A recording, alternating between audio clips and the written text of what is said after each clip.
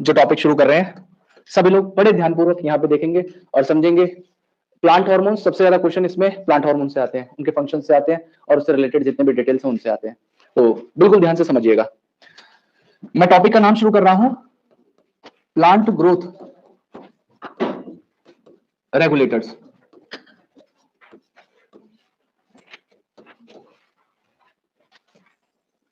इन्हें शॉर्ट में हम पीजीआर कह देते हैं, या इनको आप सिंपली प्लांट हार्मोन कह सकते हो। देखिए, ये जो प्लांट ग्रोथ रेगुलेटर्स होते हैं, आपकी एनसीईआरटी कहती है कि एक सिंपल स्मॉल डाइवर्स मॉलिक्यूल्स होते हैं जो प्लांट के अंदर डिफरेंट फंक्शंस करते हैं। जिस तरीके से हम लोगों ने एंडोक्राइनोलॉजी पढ़ी थी, उस दौरान पढ़ा था कि हमारी बॉडी में जिस तरीके से बहुत सारे अलग अलग हार्मोन है, सबके स्पेसिफिक रोल हैं, उसी तरीके से प्लांट की बॉडी में भी ये सिंपल डाइवर्स मॉलिक्यूल्स बनते हैं जिनके अलग अलग रोल या फंक्शंस होने वाले हैं। मेरी बात ध्यान समझ रहे हो? अब इसमें क्या होता है, हम लोगों ने इन प्लांट ग्रोथ रेगुलेटर या प्लांट हार्मोन्स को दो कैटेगरी में डिवाइड किया हुआ है। एक तो वो होंगे जो प्लांट की ग्रोथ को प्रमोट करेंगे, जैसे जो सेल डिवीजन करवाएंगे, सेल का एलोंगेशन करवाएंगे, फ्लावरिंग कराएंगे, सीड फॉर्मेशन कराएंगे, फोटोट्रोपिज्म या कोई भी ट्रॉपिक इफेक्ट लाने का काम करेंगे। तो जो भी प्लांट की ग्रोथ को प्रमोट करता हो उसे हम लोग कहते हैं प्लांट ग्रोथ प्रमोटर्स। और दूसरे जो ग्रोथ को इनहिबिट करने का काम करते हो, इनहिबिट करने का काम जैसे एब्सिशन करना। एब्सिशन का मतलब देखो, एब्सिशन टर्म बार बार आएगा तो पहले आप समझ लीजिए। जैसे सपोज करो ये एक स्टेम है, इसके ऊपर कोई लीफ लगी हुई है, अब ये लीफ यहां से फॉल ऑफ हो जाए नीचे, इस लीफ का फॉल ऑफ हो जाना, या कोई फ्रूट लगा हुआ है वो फॉल ऑफ हो जाए, उस चीज को एब्सिशन कहते हैं। तो जो एब्सिशन करने का काम करते हैं उन्हें हम लोग इनहिबिटर कहते हैं, जो डोर्मेंसी को मेंटेन करते हैं, जो प्लांट के अलग अलग तरीके के बायोटिक और एबायोटिक स्ट्रेसेस में रोल प्ले करते हैं, वो इनहिबिटर्स होते हैं। इसमें हमारे दो हार्मोन आएंगे, तो ध्यान से समझिएगा। सबसे पहले मैं दो कैटेगरी बांट दे रहा हूं, पहले को कह रहा हूं मैं प्लांट ग्रोथ प्रमोटर, और दूसरे वाले होते हैं जिन्हें मैं कह रहा हूं प्लांट ग्रोथ इनहिबिटर। तो देखो, नाम से पता चल रहा है, एक इनहिबिट कर रहा है और दूसरा प्रमोट कर रहा है। तो जो प्रमोटर्स हैं वो क्या करेंगे, वो प्रमोट करेंगे ग्रोथ की एक्टिविटीज को। और ग्रोथ की एक्टिविटीज में सबसे पहला है जैसे सेल डिवीजन कराना, सेल एलोंगेशन कराना, उसके अलावा फ्लावरिंग कराना, सीड फॉर्मेशन कराना, किसी भी चीज का ट्रॉपिक इफेक्ट लाना, और किसी लीफ का या फ्लावर के अंदर जो पैटर्न होते हैं उन पैटर्न की फॉर्मेशन कराना। ये सारे काम प्लांट ग्रोथ प्रमोटर्स के होते हैं। और प्लांट ग्रोथ प्रमोटर हमारे तीन हैं जो हमें पढ़ने हैं। एक पढ़ना है हमें ऑक्सिन, दूसरा पढ़ना है हमें साइटोकाइनिन, तीसरा पढ़ना है हमें जिबरेलिक एसिड या जिबलरिन्स। जिस तरीके से प्रमोटर थे ऐसे इनहिबिटर के भी अपने अपने रोल होंगे। तो ये बेसिकली क्या क्या काम करेंगे, ये ग्रोथ को इनहिबिट करते हैं, ये ग्रोथ को इनहिबिट करने का काम करेंगे। और इसमें सबसे पहला आता है एब्सिशन, दूसरा आएगा यहां पे जिसे हम लोग कहते हैं डोर्मेंसी। अब आपके दिमाग में ये तो आ गया कि भाई एब्सिशन का मतलब तो हो गया कि किसी लीफ को या फ्रूट को नीचे फॉल ऑफ करा दिया, उसे हम लोगों ने एब्सिशन कह दिया। डोर्मेंसी का मतलब क्या है, तो आपने एक चीज पढ़ी होगी या सुनी होगी कि जैसे ये सीड है, सीड के अंदर एम्ब्रियो प्रेजेंट है और वही एम्ब्रियो आगे चल के जर्मिनेट करके रूट और शूट की फॉर्मेशन कराता है, ये आपने पता है। अब ये जो एम्ब्रियो है ये जनरली सीड के अंदर अपने आप तो उगता नहीं है, इसको हमें कुछ फेवरेबल कंडीशन देनी होती है, वाटर देना होता है, मॉइस्चर है ना, ऑक्सीजन, ये सारी चीजें मिलेंगी तो ये सीड जर्मिनेट करके एक सीडलिंग बनाएगा या पूरे प्लांट की फॉर्मेशन कराएगा, ऐसे ही होता है। तो जब तक उसको वो फेवरेबल कंडीशन ना मिले तब तक सीड क्या होता है, सीड के अंदर जो एम्ब्रियो प्रेजेंट है उसका मेटाबॉलिक रेट बहुत कम होता है, मतलब वो एक इनएक्टिव स्टेज पे होता है, और उस चीज को हम लोग कहते हैं डोर्मेंसी। क्या कहते हैं उसे, डोर्मेंसी। तो डोर्मेंसी का मतलब सीधा सीधा ये है, डोर्मेंसी का मतलब है किसी भी एम्ब्रियो का जो सीड के अंदर प्रेजेंट एम्ब्रियो है उसका इनएक्टिव स्टेज पे रहना वो डोर्मेंसी कहलाता है। और इनएक्टिव स्टेज को हम लोग वो कह सकते हैं कि यहां पे मेटाबॉलिक रेट बहुत कम होता है, बहुत स्लो एक्टिविटीज या स्लो रेट पे रेस्पिरेशन वहां पे हो रहा होता है। तो एक बात बताइए, जब तक सीड के अंदर जो एम्ब्रियो है वो इस डोर्मेंसी को जब तक ब्रेक नहीं करेगा तब तक वो जर्मिनेट नहीं हो सकता। जब तक उस सीड के अंदर जो एम्ब्रियो है वो डोर्मेंसी को ब्रेक नहीं करेगा तब तक वो जर्मिनेट नहीं होगा, तब तक नया प्लांट नहीं बन सकता।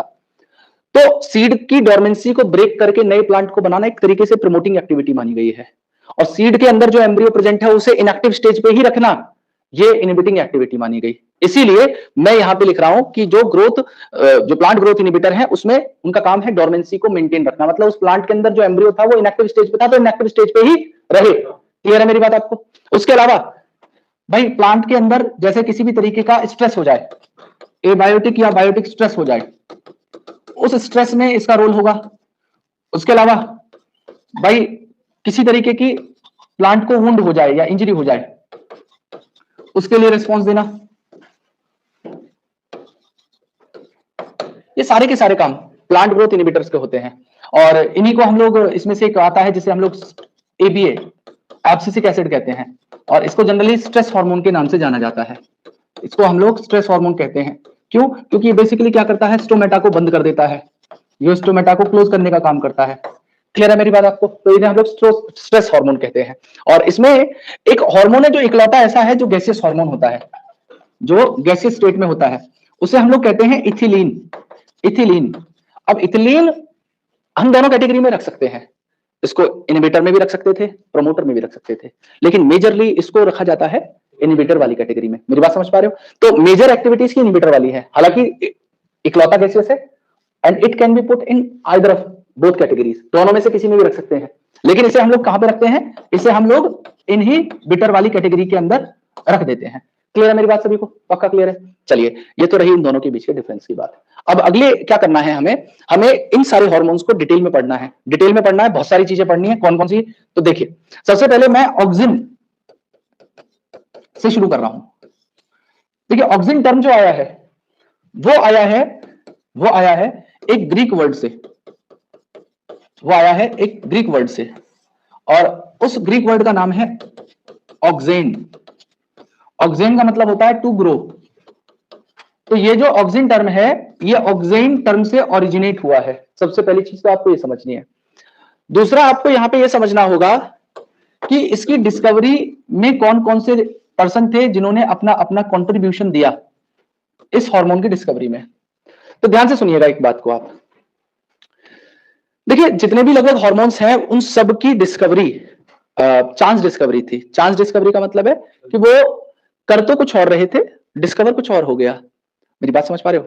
जैसे आप लोग कुछ खाने की चीज बनाने जाते हो, बना कुछ और रहे होते, बन कुछ और जाता है।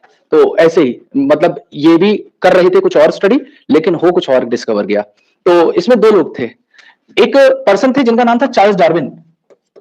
चार्ल्स डार्विन, इनको आप क्लास 12 के अंदर भी पढ़ेंगे। जब हम लोग एवोल्यूशन की थ्योरी पढ़ेंगे तो उसमें डार्विन ने थ्योरी दी थी, इनकी अब तक की सबसे मोस्ट एक्सेप्टेड थ्योरी थी। एक लामार्क की थ्योरी पढ़ेंगे, डार्विन थ्योरी पढ़ेंगे। तो चार्ल्स डार्विन और इनके एक और बेटे थे जिनका नाम था फ्रांसिस डार्विन। फ्रांसिस डार्विन, ये दोनों, एक ग्रास थी जिस ग्रास का नाम था कैनरी ग्रास। कैनरी ग्रास, तो इस कैनरी ग्रास के जो कोलियोप्टाइल होता है, अच्छा कोलियोप्टाइल क्या होता है? आप क्लास 12 के chapter 1 sexual reproduction in flowering plants में एम्ब्रियो का स्ट्रक्चर पढ़ेंगे। तो उसमें ना आपको दो चीज पढ़ाई जाएंगी, एक कोलियोप्टाइल, दूसरी कोलियोराइजा। कोलियोप्टाइल होती है जो शूट होती है ना, शूट टिप होती है, उस शूट टिप को प्रोटेक्ट करने के लिए एक पार्ट प्रेजेंट होता है, उसे कोलियोप्टाइल कहते हैं। और ऐसे ही जो रूट वाला पार्ट है, रेडिकल वाला पार्ट होता है, उस रेडिकल वाले पार्ट को प्रोटेक्ट करने के लिए जो है एक कोलियोराइजा होता है। तो ये कोलियोप्टाइल मतलब आप एक तरीके से समझ लीजिए कि जैसे ये कैनरी ग्रास है और इस कैनरी ग्रास का जो ये ऊपर वाला पार्ट है इसे मैं कोलियोप्टाइल कह दे रहा हूं। तो ये क्या कर रहे थे, कोलियोप्टाइल के ऊपर काम कर रहे थे, किस ग्रास के? कैनरी ग्रास के। और आप देख रहे हो ये फादर थे ये सन थे, मतलब दोनों बाप बेटे एक साथ रिसर्च कर रहे हैं, मतलब कितनी बड़ी बात है। मैं सोचो बेटे ने कुछ गलती कर दी, बाप वहीं टपली मार देगा, बैठ के ऐसे कर रहा है, क्या रिसर्चर बनेगा तू? मतलब तो दोनों एक साथ मिलके काम है, होता है ना, सार्कास्टिक होते हैं फादर बहुत ज्यादा, मतलब हर बात में उनको मतलब बच्चे की झंड मारनी होती है। अब ध्यान से सुनिएगा, तो यहाँ पे क्या हुआ, ये दोनों इसके ऊपर काम कर रहे थे। अच्छा, ये लोग स्टडी कर रहे थे क्या, ये स्टडी कर रहे थे फोटोट्रॉपिज्म को, मतलब ये देख रहे थे क्या, ये देख रहे थे कि जैसे ये कैनरी ग्रास है, ठीक है, इस कैनरी ग्रास को अगर सनलाइट दी जाए, इस कैनरी ग्रास के कोलियोप्टाइल को अगर सनलाइट दी जाए, तो सनलाइट देने के बाद में ये जहां से भी सनलाइट आ रही थी, इसका मूवमेंट उसी डायरेक्शन में हो जाएगा। जैसे यहां पे ये था, तो ये कैनरी ग्रास क्या करेगी, इसका मूवमेंट कुछ ऐसे से हो जाएगा, जिस तरफ से सनलाइट आ रही है उस तरफ को वो कर्व हो जाएगा, कर्वेचर हो जाएगा, उसका मूव कर जाएगा।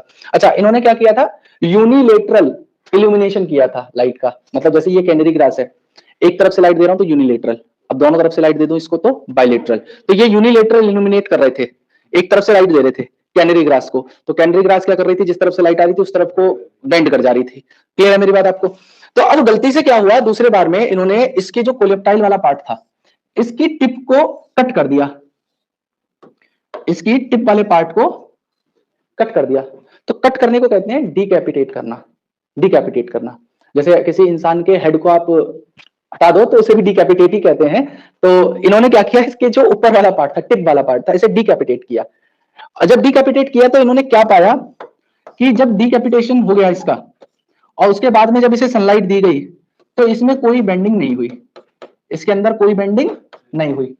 तो इन्होंने इससे कंक्लूड ये किया कि इसकी टिप में, ये जो टिप है इसकी टिप की वजह से इसकी बेंडिंग हो रही थी। अच्छा, ऑक्सीजन डिस्कवर नहीं हुआ था अभी, ऑक्सीजन डिस्कवर नहीं किया, ना इन्होंने आइसोलेट किया, बस इन्होंने इतना बताया कि इसकी टिप में कुछ ऐसी एक्टिविटी है जिसकी वजह से वो कर्वेचर शो कर रहा है या अपनी बेंडिंग को शो कर रहा है, ये इन्होंने बताया। तो जब इन्होंने, मैं यहां पे लिख दे रहा हूं कि यहां पे जब इन्हें यूनिलेटरल इल्यूमिनेशन दिया लाइट का,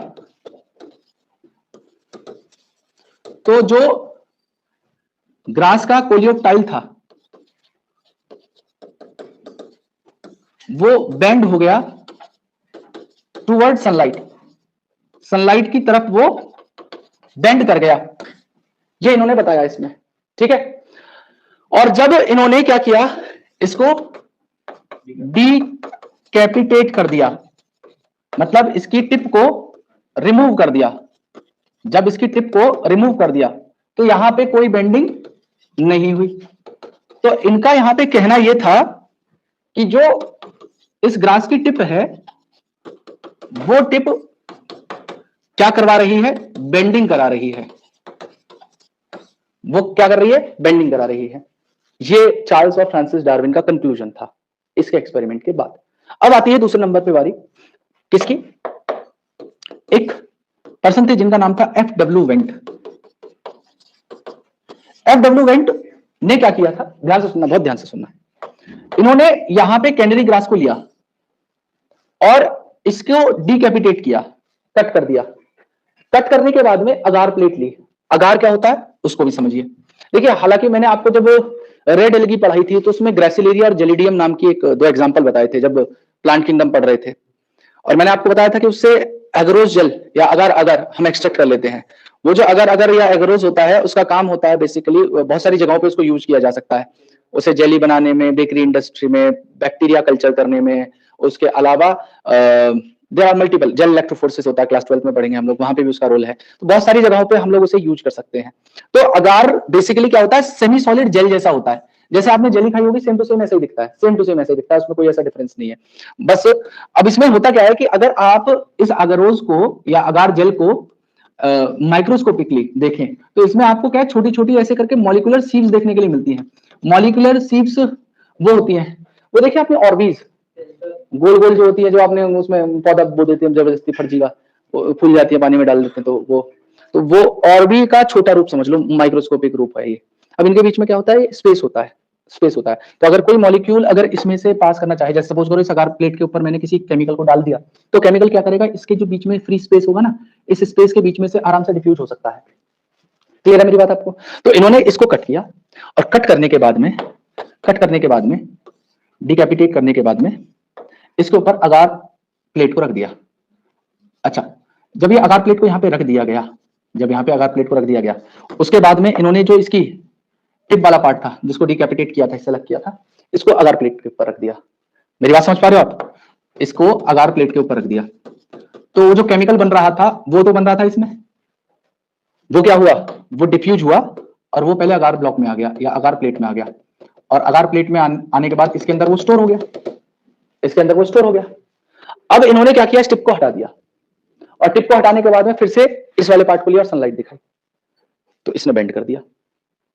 इसका मतलब क्या था कि इसमें से जो केमिकल इसमें डिफ्यूज हुआ है वही डिफ्यूजन की वजह से इसकी टिप जो है वो बेंड हो पाई। क्लियर हो रही है मेरी बात सभी को? तो यहाँ पे तीसरे नंबर पे क्या किया गया, ध्यान से सुनिएगा मेरी बात, जब इसी के ऊपर से इस टिप को हटा दिया गया और इसको सनलाइट दी गई तो इसने क्या किया, इसने बेंडिंग शो कर दी, इसने बेंडिंग शो कर दी, यहाँ पे बेंडिंग हो गई इसकी, ठीक है। ये अगार प्लेट रखी हुई है इसके ऊपर जिसके अंदर वो केमिकल था। तो इन्होंने बताया कि भाई टिप में कोई ऐसा केमिकल था जो सिंथेसाइज हो रहा था जिसकी वजह से इसकी बेंडिंग हो रही है सनलाइट की तरफ। क्लियर है मेरी बात आपको? पक्का? तो पहला नाम चार्ल्स डार्विन, फ्रांसिस डार्विन, दूसरे नंबर पे कौन आ गए, एफ.डब्ल्यू. वेंट। अब तीसरे नंबर पे, हालांकि उनका नाम एनसीईआरटी में नहीं दिया हुआ, पहला ऑक्सिन जो एक्सट्रैक्ट किया गया था वो ह्यूमन यूरिन से किया गया था। पहला ऑक्सिन ह्यूमन के यूरिन से एक्सट्रैक्ट किया गया था, although it is a plant hormone. सुनिए, हमारे अंदर एक मतलब एक पर्सन था जिसको प्लेग्रा नाम की बीमारी थी, जिससे वो डिजीज था, उसके यूरिन से इसे पहली बार एक्सट्रैक्ट किया गया था और उसको नाम दिया गया था इंडोल एसिटिक एसिड या इंडोल 3 एसिटिक एसिड। और ये हमारी बॉडी में बनता है लेकिन इसका कोई मेटाबॉलिक यूज नहीं होता, इसलिए हमारी बॉडी से एक्सट्रैक्ट हो जाता है। आगे मेरी बात समझ में? तो यहाँ पे पहला जो एक्सट्रैक्ट किया हुआ ऑक्सिन था वो दो लोग थे, एक का नाम था कोगल, दूसरे थे स्मिथ। ये एनसीईआरटी में नहीं है, ये बाहर की बात बता रहा हूं। तो उन्होंने पहली बार इसे ह्यूमन यूरिन से एक्सट्रैक्ट किया था, एफ.डब्ल्यू. वेंट ने भी एक्सट्रैक्ट नहीं किया, इसे एक्सट्रैक्ट किया गया था कोगल एंड स्मिथ द्वारा। इन्होंने आइसोलेट किया था ऑक्सिन को फ्रॉम ह्यूमन यूरिन और उसको नाम दे दिया था इंडोल 3 एसिटिक एसिड या IAA। और दूसरी बात बता दे रहा हूं, ये सिंथेसाइज प्लांट में भी होता है और ह्यूमन में भी होता है, लेकिन प्लांट में इनका रोल है, हमारी बॉडी में इनका रोल नहीं है, इसलिए ये एक्सक्रीट हो जाएगा। तो मैं यहां पे लिख दे रहा हूं, auxin have no metabolic role in humans, so excreted through urine. ये यूरिन से एक्सट्रैक्ट हो जा मतलब यूरिन से एक्सक्रीट कर दिया जाता है। क्लियर है मेरी बात सभी को? पक्का? अब आते हैं इसके और जो है डिटेल्स के ऊपर। अब आती है बारी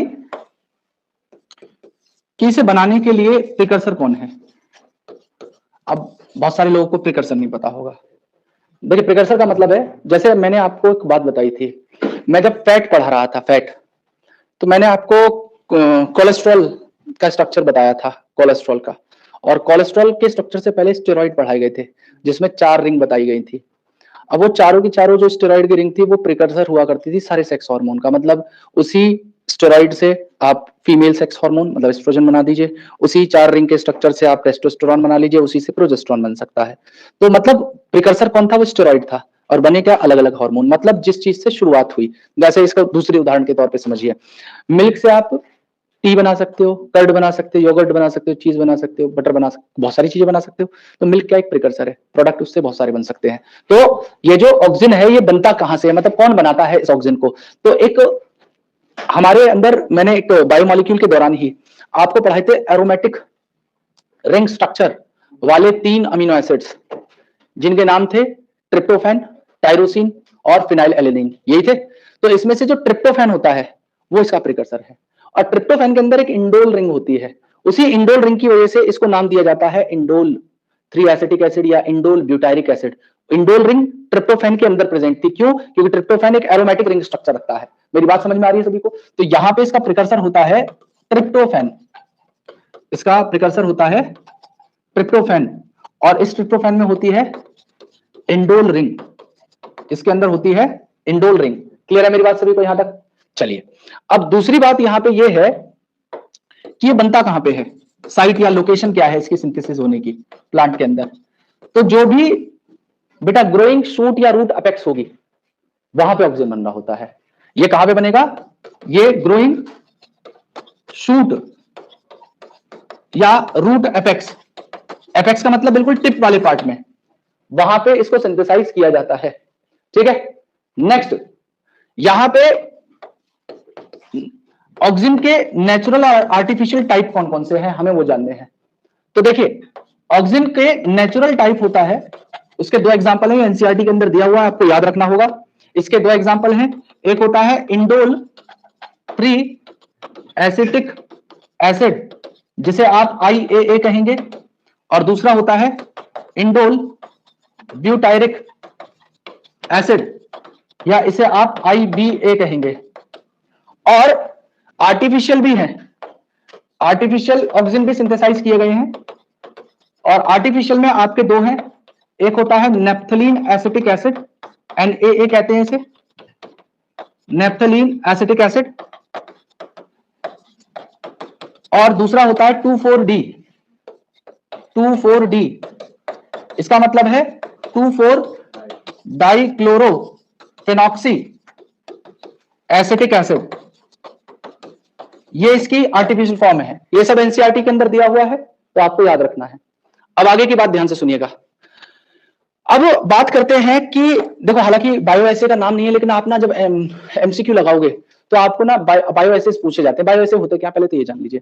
देखिए, बायोएसे ये होते हैं कि जैसे सपोज करो ये ऑक्सीजन नाम का हार्मोन है, तो ये हार्मोन का रोल क्या है, मतलब इसका रोल अगर हमें समझना है किसी प्लांट के अंदर, तो हम इसके लिए कोई पर्टिकुलर टेस्ट करते हैं, उसी टेस्ट को बायोएसे कहा जाता है। तो इसके लिए एक बायोएसे होता है जिसे हम लोग कहते हैं अवीना कर्वेचर टेस्ट। क्या कहते हैं? अवीना कर्वेचर टेस्ट।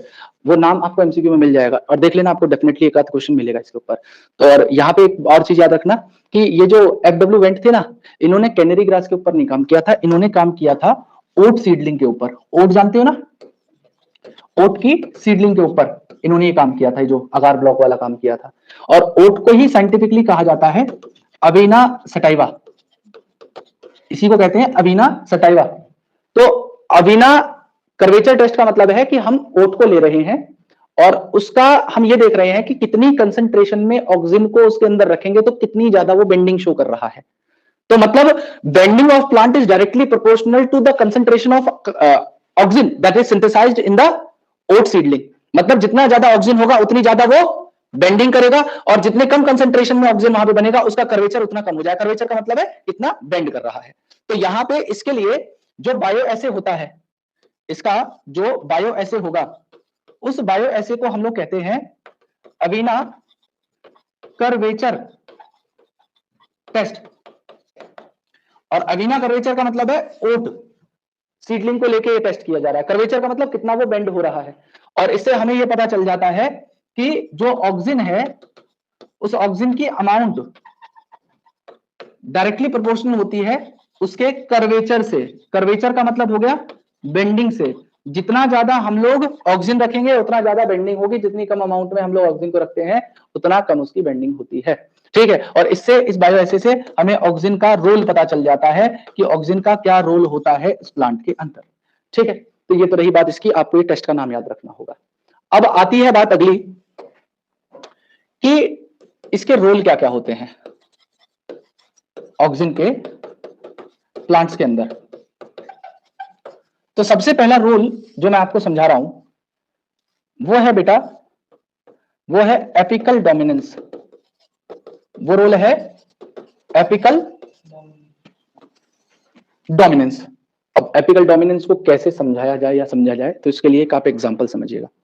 आप सभी लोगों ने कभी ना कभी लाइफ में किसी भी समय देखा होगा गार्डनिंग या गार्डनर्स जो होते हैं, माली, आपने उनको कभी किसी पार्क में प्रूनिंग करते देखा है ग्रासेस की या हेज प्लांट की प्रूनिंग करते हुए? तो आपने एक खास चीज देखी होगी, बिल्कुल वो टिप वाले पार्ट पे प्रून कर रहे होते हैं, मतलब काट रहे होते हैं। वो कभी भी नीचे जाके नहीं काटते कभी किसी हेज प्लांट को, या तो वो बेसिकली इसलिए कर रहे होते हैं। देखो, उनको ये कॉन्सेप्ट नहीं पता, लेकिन उनको ये बात पता है कि इसकी टिप को काट देने से क्या होगा, उस प्लांट की ब्रांचिंग ज्यादा हो जाएगी। या वो प्लांट ज्यादा डेंस हो जाएगा।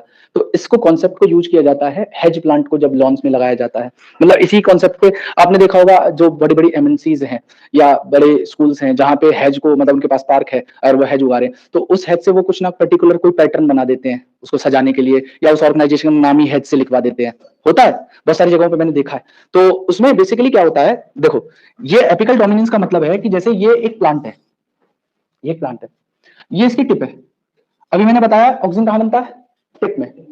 तो यहां पे ऑक्सीजन बन रहा है, यहां पे ऑक्सीजन बन रहा है, और यहां पे सपोज करो एक ब्रांच है आ रखी है, और इसके यहां पे एक्सिलरी बड है, यहां पे क्या है, एक्सिलरी बड है।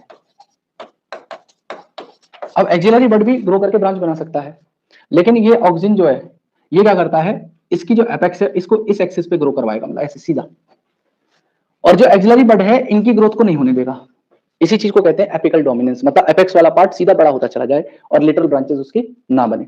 लेकिन अगर इसी की जगह पे मैं ऐसा कर दूं, इसी की जगह पे मैं ऐसा कर दूं कि इसके जो टिप वाले पार्ट था इसको कट कर दूं, तो यहां पे क्या होगा, after some time you will see कि यहां पे जो एक्सिलरी बड थे उनकी ग्रोथ होके ब्रांच निकल के आ जाएगी। आगे मेरी बात समझ में? तो ब्रांच निकलने से क्या होगा, वो प्लांट डेंस हो जाएगा। और इस कॉन्सेप्ट को दो जगह यूज किया जाता है, एक तो हेज की अंदर, हेज प्लांटेशन में, और एक टी प्लांटेशन के अंदर, जो चाय की खेती करते हैं। चाय की खेती करने के लिए उनको क्या फायदा मिलेगा इससे, तो देखो अगर टी का प्लांट ऐसे ग्रो करता तो उसमें ब्रांच नहीं आएंगी, ब्रांच नहीं आएंगी, जितनी कम ब्रांच उतनी कम लीव्स, और उनको अल्टरनेटिवली चाय पत्ती बनानी किससे है, उन्हीं पत्तों से, उन्हीं पत्तों से उनको चाय पत्ती बनानी, तो जितनी ज्यादा लीव्स आएंगी उतना ज्यादा उनका प्रोडक्शन बढ़ेगा। आ रही मेरी बात समझ में? तो वो लोग क्या करते हैं, वो लोग भी प्रून कर देते हैं ताकि टी प्लांट ऐसे ग्रो ना कर पाए, वो ऐसे ग्रो करे। मतलब उसकी ब्रांचिंग जितनी ज्यादा होगी, जितनी ज्यादा डेंस होगा वो होगा, उतनी ज्यादा टी लीव्स वहां पे तैयार हो पाएंगी। तो ये कहते हैं हम लोग एपिकल डोमिनेंस। तो एपिकल डोमिनेंस को हम लोग को क्या करना है, रोकना है अगर लेटरल ब्रांचेस को करवाना है। तो यहां पे मैं इस बात को लिख दे रहा हूं कि एपिकल डोमिनेंस का मतलब है कि किसी भी प्लांट का जो है एपेक्स की तरफ, एपेक्स की तरफ ग्रोथ होना, मतलब उसका लेंथ में बढ़ना, और वहां पे कोई एक्सिलरी बड ग्रोथ नहीं होगी, या कोई लेटरल ब्रांचिंग नहीं होती, कोई लेटरल ब्रांचिंग नहीं होगी। और अगर हम रिमूव कर देते हैं, अगर हम रिमूव करते हैं वहां पे टिप वाले पार्ट को, तो वो क्या करेगा, प्रमोट करेगा लेटरल ब्रांचिंग को, और लेटरल ब्रांचिंग अगर होगी तो उस प्लांट की उतना ज्यादा डेंस होने की प्रोबेबिलिटी बढ़ जाएगी। और इस चीज को कहां पे यूज किया जाता है, तो मैंने बताया एक तो हेज के लिए, और दूसरा टी प्लांटेशन करने में, टी प्लांटेशन करने में इस कॉन्सेप्ट को हम लोग यूज करते हैं। तो अगली बार से जब भी आपको माली भैया दिखाई दे, आप पूछना भैया आप इसे टिप को क्यों कट कर रहे हो। अब अगर आपको साइंटिफिक रीजन बता पाते हैं, बता देंगे, उन्हें पता होता है, मैंने ट्राई किया है ठीक है, मैंने ट्राई किया है, मैंने उनसे पूछा एक बार कि मैं भैया आप इसको क्यों कट कर रहे हो, नीचे क्यों नहीं कट कर रहे। तो उन्होंने मुझे समझाया, मतलब उनकी भाषा थोड़ी अलग थी समझाने की, मतलब उन्होंने मेरे को बताया कि अगर मैं इसे कट नहीं करूंगा तो ये जो है ना ऐसे लंबा ग्रो कर जाएगा, ये ऐसे ग्रो नहीं कर पाएगा। मतलब उन्होंने समझाया, उनको पता था एपिकल डोमिनेंस, मतलब हालांकि देखो उन्होंने बायोलॉजी नहीं पढ़ी लेकिन ही नोज द कॉन्सेप्ट। तो अगली बार से जब भी कोई माली भैया आपको दिखाई दे तो आप जरूर पूछना भैया आप ऐसा क्यों कर रहे हो, और नहीं बताता है तो आप उनको फिर कॉन्सेप्ट समझाना, कॉपी पेन लेके भैया ऐसे होता है, ठीक है। बस ये ध्यान रखना उनके हाथ में कैंची वैंची ना हो, ठीक है, कि बोला तेरी गर्दन प्रून कर देता हूं मैं, एक तो मैं वैसे ही परेशान हूं। तो अब नेक्स्ट, अब ध्यान से, हाँ तेरे को डिकैपिटेट कर देता हूं। तो अब नेक्स्ट समझिए, नेक्स्ट यहाँ पे जो आपको बात समझनी है वो है कि ये क्या करता है ना, ऑक्सीजन ये प्रमोट करता है एब्सिशन को, मतलब फॉलिंग को, ओल्डर लीव्स और फ्रूट्स के, मतलब जितने पुराने लीव्स और फ्रूट्स हैं उनको ही नीचे गिरवा देगा, और जो हमारे यंगर लीव्स और फ्रूट्स हैं उनके एब्सिशन को रोकेगा। मेरी बात समझ में आ गई? पुराने जो लीव्स और फ्रूट्स हैं उनको तो ये नीचे गिरा देगा, एब्सिशन करवा देगा, और जो यंगर लीव्स और फ्रूट्स हैं उनको ये क्या करेगा, एब्सिशन होने से रोकने का काम करेगा। इसी कॉन्सेप्ट को यूज किया गया था वियतनाम वॉर में। अब आप कहोगे वियतनाम वॉर से इसका क्या संबंध, तो एक 2,4-D अभी मैंने थोड़ी देर पहले पढ़ाया था, 2,4-डाइक्लोरोफिनॉक्सी एसिटिक एसिड, इसको हम लोग नेचुरल हर्बिसाइड के तौर पर यूज करते हैं। इसकी एप्लीकेशन एनसीईआरटी में भी दी हुई है। हालांकि जो वियतनाम वॉर वाला है ये तो मैं अपनी तरफ से ऐड कर रहा हूँ, लेकिन समझ में आ जाएगा ये क्यों किया गया था। देखो वियतनाम वॉर बहुत लंबी चली थी, आप जानते हो अमेरिका और वियतनाम में लड़ाई हुई थी, और 20 साल के करीब, और मतलब अमेरिका की नाक में दम कर दिया था वियतनामीज ने, मतलब वो जीत नहीं पाते आसानी से। तो इन्होंने कॉन्सेप्ट लगाया क्या कि वो लोग जो थे ना, वो लोग को अपनी फॉरेस्ट, और मतलब वो एक बहुत अच्छा डेंस फॉरेस्ट वहां पे बहुत ज्यादा है, तो वो क्या जंगलों में छुप जाते थे जो वियतनामीज थे। तो इन्होंने क्या कॉन्सेप्ट लगाया कि यार हम ऐसा करते हैं, अगर हेलीकॉप्टर से या प्लेन की मदद से इस 2,4-D को ऊपर से स्प्रे कर देंगे, तो जो लीव्स हैं उसकी वो नीचे गिर जाएंगी, और अगर नीचे लीव्स गिर जाएंगी तो पेड़ नंगे हो जाएंगे, और हम नीचे आसानी से देख पाएंगे और तब उन्हें अटैक करेंगे। तो इसको वहां पे एक ऑपरेशन ऑरेंज नाम से चलाया गया था, वहां पे भी इस कॉन्सेप्ट को यूज किया गया था। मतलब उन्होंने एब्सिशन वाले कॉन्सेप्ट को यूज कर, देख रहे हो, मतलब नॉलेज होनी ही जरूरी है लड़ने के लिए भी। अगर उनको नॉलेज ना होती बायोलॉजी की तो वो लोग कैसे लड़ पाते। तो इसीलिए यहाँ पे नेक्स्ट मैं लिख दे रहा हूं कि ये प्रमोट करता है, ये प्रमोट करता है एब्सिशन को या falling of old leaves and fruits and inhibit का मतलब रोकना या prevent abscission of young leaves and fruits। young leaves और fruits के abscission को ये prevent करने का काम करता है। उसके अलावा 2,4-D को हम लोग हर्बिसाइड या वीडीसाइड के तौर पे इस्तेमाल कर सकते हैं। अब ये कहां पे किया जाता है, तो देखो तुम लोग और मैं, हम सब गरीब हैं, हमारे पास में वो नहीं है, मतलब लग्जरी नहीं है, जैसे सुबह उठे हमारे बहुत बड़ा लॉन है, पीछे बहुत बड़ी हवेली है, आगे टेबल रखी है उस घास के मैदान में, और हम वहां पे टांग रख के चाय पी रहे हैं, 5-6 नौकर काम कर रहे हैं। तो वो जो ग्रास लॉन तैयार किया जा रहा है, उस ग्रासेस जनरली क्या होती है, ग्रासेस जनरली क्या होती है, मोनोकॉट। तो कभी कभी क्या होता है उसमें डाइकॉट अनवांटेड प्लांट ग्रो कर जाते हैं। तो अब चूंकि उनके पास पैसा है तो वो नहीं चाहते कि कोई भी फालतू का प्लांट वहां पे ग्रो करे, उनका मतलब बिल्कुल अच्छी ग्रोथ हो, मतलब ग्रास बिल्कुल बढ़िया दिखनी चाहिए उन्हें, मतलब कटी कटाई बिल्कुल साफ सुथरी। तो वो क्या करते हैं वहां पे कॉन्सेप्ट इसका यूज कर लेते हैं, क्या, 2,4-D का। मतलब ये जब स्प्रे कर देंगे ना तो मोनोकॉट को ये हार्म नहीं करता, लेकिन जो भी डाइकॉट वीड प्लांट होगा वो वहां पे किल हो जाएगा। तो इसे हम लोग हर्बिसाइड या वीडिसाइड के तौर पे इस्तेमाल कर सकते हैं, और वीड फ्री लॉन तैयार करने के लिए, वीड फ्री ग्रास लॉन तैयार करने के लिए इन्हें यूज किया जा सकता है। आई बात समझ में, ठीक है। तो नेक्स्ट यहां पे लिख दे रहा हूं, 2,4-D is used to create weed free, weed मतलब dicot weed, grass lawns. Grasses क्या होती है, मोनोकॉट, और मोनोकॉट को ये हार्म नहीं करेगा, केवल डाइकॉट को हार्म करने का काम करता है। क्लियर हो रही है सभी को। नेक्स्ट कॉन्सेप्ट, आप लोगों ने कभी वो देखी है स्टेम कटिंग या रूट कट, वो स्टेम कट करते हैं हम लोग और लगा देते हैं, फिर उसमें से प्लांट निकल आता है, जनरली किसके लिए, रोज के लिए किया जाता है ना। तो अगर आप रोज की स्टेम को कट करें, उसे ऑक्सीजन में डुबोएं और फिर उसे सॉइल में लगा दें, तो जल्दी रूट्स निकल जाएंगी। तो ये क्या करता है, ये प्रमोट करता है रूट फॉर्मेशन को, एडवेंटिशियस रूट फॉर्मेशन को, किसके अंदर, स्टेम कटिंग के अंदर। तो यहाँ पे नेक्स्ट इसमें मैं लिख दे रहा हूं कि ये क्या करता है, ये रूट फॉर्मेशन करवा देगा, रूट फॉर्मेशन करा देगा इन स्टेम कटिंग्स, स्टेम कटिंग्स के अंदर। और इस कॉन्सेप्ट को यूज किया जाता है कहां पे, हॉर्टिकल्चर में। हॉर्टिकल्चर जानते हो, अरे हमारे देश में बुके और ये फूलों का बहुत बड़ा मार्केट है, अब जानते हो। तो उसके लिए फूलों के पौधे उगाने पड़ते हैं, ऐसे थोड़ी है कि वो जो है, अरे हॉर्टिकल्चर का सीधा सीधा मीनिंग है कि हम लोग फ्लावर्स के लिए प्लांट्स को उगाएं, तो उस चीज को हॉर्टिकल्चर कहा जाता है, ठीक है। तो ये जो हम लोग, जैसे रोज है, रोज फ्लावर की कैटेगरी में आता है, तो उसे कट कर दिया और उससे हमें नए प्लांट्स तैयार करने हैं, तो उसमें रूट इनिशिएट करवानी है जल्दी, तो उसमें ऑक्सीजन को यूज कर लिया जाता है, तो वहां पे रूट फॉर्मेशन हो जाती है इजीली, अगर ऑक्सीजन का वहां पे इस्तेमाल किया जाए तो। क्लियर है मेरी बात सभी को। नेक्स्ट यहाँ पे आप लोगों ने पार्थेनोकार्पी जानते हो, पार्थेनोकार्पी क्या होता है, पार्थेनोजेनेसिस क्या होता है। देखो पार्थेनोजेनेसिस बताओ क्या होता है फिर, formation of fruits without fertilisation. And आप एक चीज और जानते होगे, सीड्स जो होते हैं, seeds are the product of sexual reproduction, sexual reproduction के लिए फर्टिलाइजेशन होना जरूरी है। तो अगर बिना फर्टिलाइजेशन के हमने कोई फ्रूट तैयार करा तो उसमें सीड, तो सीडलेस फ्रूट होंगे। तो आप ही सोचो, ये जो जूस इंडस्ट्री है उसके लिए सबसे बड़ी जो जड़ है वो सीड्स ही है, उन्हें निकालना जूस। अगर सीडलेस जो फ्रूट्स बनने लग जाएं तो उससे क्या होगा, मतलब उनको केवल पल्प मिलेगा, उसमें सीड्स होंगे नहीं, तो सीडलेस फ्रूट्स तैयार करने के लिए तो ये इंड्यूस करता है क्या, पार्थेनोकार्पी को।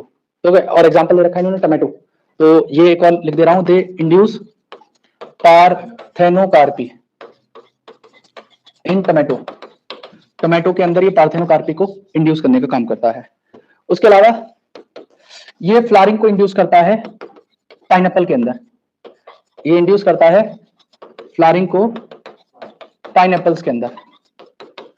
उसके अलावा ये सेल का इलोंगेशन करा देगा, जैसे ये सेल है इसको इलोंगेट करना, उसमें ऑक्सीजन का रोल होता है, और जाइलम का डिफरेंशिएशन, ये लास्ट रोल था। तो लास्ट इसका रोल मैं लिख दे रहा हूं, ऑक्सीजन का क्या होता है, ये एक तो जाइलम डिफरेंशिएशन कराएगा, जाइलम डिफरेंशिएशन कराएगा, और दूसरा जाइलम डिफरेंशिएशन कराने के साथ साथ ये क्या करेगा, आपका सेल इलोंगेशन करने का काम करेगा, सेल इलोंगेशन करने का काम करेगा। सेल डिवीजन नहीं कराएगा, सेल डिवीजन साइटोकाइनिन का काम होता है, सेल डिवीजन कराना साइटोकाइनिन का काम है, सेल इलोंगेशन कराना ऑक्सीजन का काम है। तो ये सारे के सारे इसके फंक्शंस थे या रोल्स थे प्लांट के अंदर। आई होप आपको ये सारे रोल्स समझ में आए हो।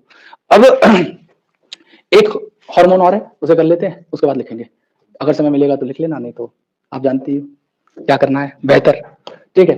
उसे बताने से पहले चलो एक काम करता हूँ, जिबलरिन्स बताने से पहले मैं जितना भी बताया इसे एक बार एनसीईआरटी की लाइन से समझा देता हूँ, फिर जिबलरिन्स समझा दूंगा एक शॉट में, ठीक है जी। तो ध्यान से समझिएगा, देखिए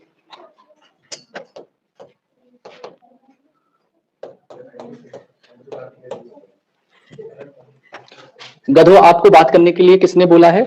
मुझे एक बात समझ में नहीं आ रही कि आप लोग इतनी खुशी से बात कर रहे हो जैसे पता नहीं क्या आजादी मिल गई हो तुम्हें, तुम नीट क्लियर कर लिया हो, एम्स में तुम्हारा सिलेक्शन हो गया हो, एम्स में सीट मिल गई हो, है केजीएमयू में तुम एमबीबीएस कर रहे हो, तुम्हारे गले में जो है तुमने व्हाइट वो पहन रखा है एप्रन, उसके ऊपर स्टेथोस्कोप लटका हुआ है, मतलब तुम मतलब ऐसी फील क्यों ले रहे हो? इधर देखो, चुपचाप पढ़ो गरीबों, इधर देखो, यहाँ पे बताया हुआ है, पढ़ाई करनी नहीं है, दुनिया भर की बातें करनी है। देखिए plant growth regulator small simple molecule हैं जो प्लांट ग्रोथ को रेगुलेट करते हैं। दो ग्रुप में बांटा गया है, एक होते हैं प्रमोटर, दूसरे इनहिबिटर्स। प्रमोटर में लिखा हुआ है ग्रोथ प्रोमोटिंग एक्टिविटी कराते हैं, जैसे cell division, cell enlargement, tropic growth, pattern formation, flowering, fruit and seed formation. Auxin, gibberellin और साइटोकाइन ये तीनों के तीनों प्रमोटर्स हैं। प्लांट ग्रोथ इनहिबिटर में बता रखा है कि ये ग्रोथ इनहिबिटिंग एक्टिविटी करते हैं, जैसे डोरमेंसी एब्सेशन कराना, वुंड के लिए रिस्पॉन्ड करना, स्ट्रेसेस ऑफ बायोटिक और एबायोटिक ओरिजिन के लिए जो है रिस्पॉन्ड करना। और उसके अलावा इसमें दो आते हैं, एब्सिसिक एसिड और इथिलीन। यहाँ पे बताया इथिलीन दोनों ग्रुप में किसी में फिट हो सकती है, लेकिन लार्जली एक ग्रोथ इनहिबिटर है। अब आते हैं बात ऑक्सीजन के ऊपर, तो ऑक्सीजन के ऊपर यहाँ पे बात की गई है सबसे पहले कि चार्ल्स डार्विन और उनके बेटे फ्रांसिस डार्विन ऑब्जर्व कर रहे थे कोलियोप्टाइल को कैनरी ग्रास की, जब और उसके लिए मतलब उन्होंने क्या देखा था कि जो कैनरी ग्रास का कोलियोप्टाइल है वो unilateral light illumination of light के लिए वो ग्रोथ शो कर रहा था, और उन्होंने देखा कि जो टिप थी कोलियोप्टाइल की वो पूरे कोलियोप्टाइल की एंटायर कोलियोप्टाइल की बेंडिंग को करवा दे रहा था। फिर दूसरे नंबर पे एफडब्ल्यू वेंट ने ऑक्सीजन को आइसोलेट किया था कोलियोप्टाइल से ओट सीडलिंग अविना से, और इसके लिए अगार ब्लॉक के बारे में कोई इसमें बताया नहीं गया, मैंने वो बता दिया था वहां पे। और पहली बार ऑक्सीजन को आइसोलेट किया गया था ह्यूमन यूरिन से, मैंने बताया था प्लेग्रा नाम की बीमारी थी जिसके यूरिन से ऑक्सीजन को आइसोलेट किया गया था।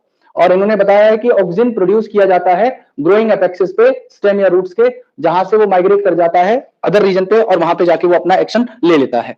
अब नेक्स्ट यहाँ पे टाइप्स बताए ऑक्सीजन के, तो नेचुरल ऑक्सीजन में इंडोल 3 एसिटिक एसिड और इंडोल बिटारिक एसिड, इनको प्लांट से आइसोलेट किया जा सकता है, और सिंथेटिक में नेप्थलीन एसिटिक एसिड और 2,4 डाइक्लोरोफेनॉक्सी एसिटिक एसिड ये है। अब इनके रोल्स के बारे में बता रखा है, तो यहाँ पे बताया है कि सबसे पहले अगर आप स्टेम कटिंग करते हो तो उसमें रूटिंग को इनिशिएट कर देता है प्लांट प्रोपोगेशन करते वक्त। दूसरा, फ्लावरिंग को प्रमोट करता है पाइनएप्पल के अंदर। उसके अलावा ये प्रिवेंट करता है फ्रूट एंड लीफ ड्रॉप को अर्ली स्टेजेस में, मतलब यंग पार्ट्स के अंदर ये यंग लीव्स को और फ्रूट्स को एब्सिशन नहीं होने देता, और प्रमोट करता है एब्सिशन को किसके, ओल्डर लीव्स को और फ्रूट्स को। उसके अलावा इंड्यूस करता है पार्थेनोकार्पी इन टोमेटोज। उसके अलावा यहाँ पे बताया है इसको 2,4-D को आप हर्बिसाइड के तौर पे यूज कर सकते हो टू किल डाइकॉट वीड, और ये मोनोकॉट प्लांट को अफेक्ट नहीं करता, तो हम लोग वीड फ्री लॉन्स तैयार कर सकते हैं। उसके अलावा जाइलम डिफरेंशिएशन और सेल डिवीजन नहीं होगा, यहाँ पे सेल इलोंगेशन होना चाहिए, गलत दिया हुआ है। और उसके अलावा एपिकल डोमिनेंस को लास्ट में बताया हुआ है। इसमें बताया कि हायर प्लांट्स के अंदर जो ग्रोइंग एपिकल बड होता है वो लेटरल बड्स की ग्रोथ को इनहिबिट करता है, इसी चीज को एपिकल डोमिनेंस कहते हैं। मैंने फिर से रिपीट कर रहा हूं, हायर प्लांट्स में जो एपिकल बड है, जो सबसे टिप वाला पार्ट बड है, वो जो लेटरल बड है या एक्सिलरी बड हैं उनकी ग्रोथ को इनहिबिट करता है, इसी चीज को एपिकल डोमिनेंस कहते हैं। और अगर हम लोग शूट टिप को हटा देते हैं, मतलब डिकैपिटेट कर देते हैं, तो उसकी वजह से ग्रोथ हो जाती है लेटरल बड की, और इसी चीज को अप्लाई किया जाता है ट्री प्लांटेशन में और हेज मेकिंग में। और इसको समझाने के लिए देखिए यहाँ पे समझाया हुआ है, यहाँ पे स्टेम है, ये एपिकल पार्ट है और ये लेटरल ब्रांच है, उसमें एक्सिलरी बड देखो ये निकल रहे हैं, ये लेटरल बड्स।